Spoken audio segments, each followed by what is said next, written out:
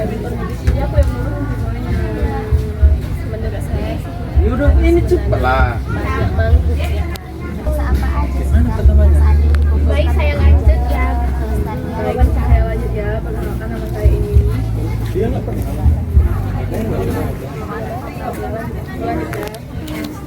Ntar lu. Juga polusi laut dalam pesisir.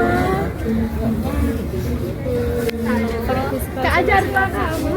Ya enggak buang sampah sembarangan. Karena enggak ada juga yang buang sampah ke laut. Sebenarnya enggak ada. Karena kan hidupnya di sini perkampungan ya kan. Jadi kalau limbah-limbah sampah masyarakat itu kayaknya dibakar lagi. Enggak ada dibuang ke laut atau ke sungai. Jadi kalau sebelum-sebelumnya pernah kejadian? Enggak pernah sama sekali. Atau tantangan apa yang masyarakat hadapi dalam menjaga ekosistem laut ini apa agar tetap stabil? Kendalanya sih itu tadi terjadinya kayak abrasi. Maksudnya ini kan lagi kayak pasang perdani itu kan, itu sih yang buat kayak banyak hancur pohon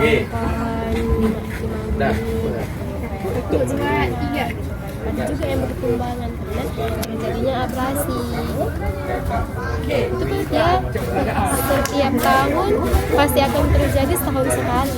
Kadang airnya pun sampai ke permukaan sini. Saya mau nanya tentang kawasan pantai, boleh? Bagaimana bentuk partisipasi remaja dalam menjaga dan mengelola ekosistem kawasan pantai di sini? Ya, dengan cara bergotong royong dan membersihkan kawasan area pantai. Terus menanam Untuk tantangan utama dalam menjaga keberlanjutan ekosistem pantai di sini itu kayak gimana? Paling ini sih Kak, untuk halangannya itu kayak untuk kesadaran masyarakat, terus juga banyaknya masih sampah plastik dari kawasan luar yang masih ke depan. Upaya apa yang dilakukan masyarakat, terutama remaja-remaja di sini bersama pemerintah dalam rehabilitasi mangrove? biasanya sih Kak ikut menanam rumah mangrove, sosialisasi lingkungan, sama ikut kampanye kebersihan pantai. Baik Kak, saya lanjut pertanyaan berikutnya. Apakah Kakak mengetahui bahwa masyarakat termasuk remaja dapat ikut berpartisipasi dalam kegiatan pengelolaan dan pelestarian hutan mangrove? Remaja bisa mengikuti menanam area mangrove dan ikut kampanye lingkungan. Menurut Kakak, siapa aja yang seharusnya bertanggung jawab dalam menjaga dan melestarikan hutan mangrove? Menurut kami sih semua pihak kayak pemerintah, terus masyarakat, terus juga remaja yang pastinya juga wisatawan yang datang ke sini. Menurut Ibu, bagaimana peran masyarakat di daerah ini dalam menjaga kebersihan pantai dan laut? Ya, jadi peran masyarakat untuk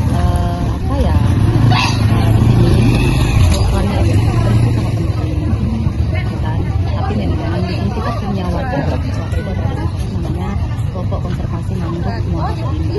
Nah, hari ini khusus di Dusun 3 ini mereka lah yang punya peran penting untuk penjagaan atau penanaman kembali hutan yang ada di sini. Karena sebelumnya hutan ini itu tidak ada. Jadi ini memang hutan yang sengaja dibuat atau ditanam kembali masyarakat ini untuk menjaga kelestarian lingkungan yang ada di desa ini. Berarti peran masyarakatnya sudah berjalan betul? Ya, alhamdulillah peran masyarakatnya sudah berjalan, ada kesadaran karena memang mayoritas kita yang tinggal di sini itu masyarakat nelayan. Jadi kalau masyarakat nelayan itu mangrove ini ya, habis mangrove ini kan memang manfaatnya saja sudah untuk berkembang biak ikan dan udang. Nah, jadi udang ikan yang ada di laut itu berkembang biak pasti kan hutan mangrove. Nah, kami sebagai nelayan yang mata pencariannya ke laut, tentunya dengan berkembang biaknya ikan udang kan akan menambah hasil peningkatan nelayan. Apakah Ibu pernah melihat perubahan kualitas air laut, kerusakan terumbu karang, atau peningkatan abrasi yang mungkin disebabkan oleh rusaknya hutan mangrove? Kalau melihat langsung perubahan belum pernah ya Bang ya. Tapi memang sebenarnya gini, mangrove ini manfaatnya kan sudah jelas bahwa mangrove manfaatnya untuk berkembang biaknya ikan, udang dan sebagainya. Terus kalau bisa abrasi dan sebagainya kan. Jadi kalau kita bisa melihat kualitas air ini baik atau tidak, biasanya kalau ada hutan mangrovenya, suatu daerah itu ada hutan mangrovenya, pasti kualitas air kita akan lebih bagus. Pertanyaan selanjutnya, apakah ada kerjasama antara masyarakat dengan pemerintah desa atau lembaga lain dalam menjaga ekosistem laut dan pesisir di daerah ini? Ya, tentunya kerjasama membangun jaringan untuk kemajuan tempat ini itu tentu ada. Untuk pemerintah desa kita juga kerjasamanya yang kita tinggal di desa, ada kepala desa yang harus bikin kami, ada hal-hal yang kan dari desa kan gitu.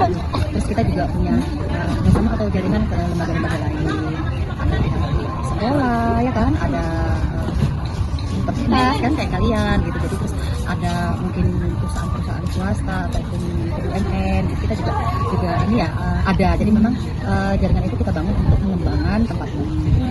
Support mereka juga macam-macam, ada yang menanam pohon, ada juga yang ngasih plang gitu kan. Memang sebagian besar fasilitas yang ada di sini ini itu dibangun oleh kami sendiri. Apa yang Bapak ketahui tentang kegiatan rehabilitas mangrove dan apa saja manfaatnya bagi lingkungan serta masyarakat di sana? Ya, kalau bicara rehabilitasi itu kan berarti kan ada sesuatu yang harus kita perbaiki. Nah, jadi kalau dalam stasiun ini dulu lah ya, sebenarnya kan tempat ini dulu ini kita cerita sejarah dikit ya. Dulu kan di tahun sebelum 80 tahun, sebelum tahun 80-an, tempat ini kan dulu ditumbuhi oleh vegetasi yang cukup bagus. Artinya sebaran mangrove itu luar biasa lah di sini. Baru tahun 80 itu masuk industri pertambangan udang. Jadi hutan mangrove yang ada di sini itu dikonversi jadi tambak. Tanahnya ditebas, habis. Jadi satu dekade pasca pembuatan tambak itu kan mulai terjadi abrasi pantai. Jadi abrasi pantai itu dampaknya kan banyak tuh. Pertama, air laut masuk ke lahan pertanian, kemudian dulu nelayan di satu masyarakat di sini tuh air bersihnya itu bagus. Jadi karena masuk terjadinya interupsi air laut itu akhirnya air bersih itu nggak ada lagi, jadinya payau. Jadi sekarang di sini orang kalau mau dapat air bersih itu harus pakai sumur bor, nggak bisa kayak dulu pakai sumur tanah aja udah bisa. Nah itu dia dasarnya. Jadi kemudian kami di sini kan ada komunitas, jadi ada kelompok masyarakat di sini. Kita di sini melakukan kegiatan penanaman mangrove lah. Ini kita lakukan sejak tahun 90-an sebenarnya, 90-an sampai dengan hari ini. Jadi kalau misalnya bicara rehabilitasi itu ya artinya kalau di kampung sini itu udah menjadi satu hal yang menjadi kewajiban. Menurut Bapak, bagaimana sebaiknya pengolahan hutan mangrove dilakukan agar lebih berkelanjutan dan memberikan manfaat bagi masyarakat dan pihak lainnya? Kalau menurut Bapak, cara pengelolaannya sebenarnya ya memang sampai hari ini contoh dari kami sendiri ya, menjaga di kawasan hutan desa di Senagalawan ini ya, saudara sederhana. Ketika mereka diajak menanam, tapi kalau bisa ya perhatian dari pemerintah sendiri harus hadir, harus selalu hadir, karena itu memang sangat tanggung jawab mereka.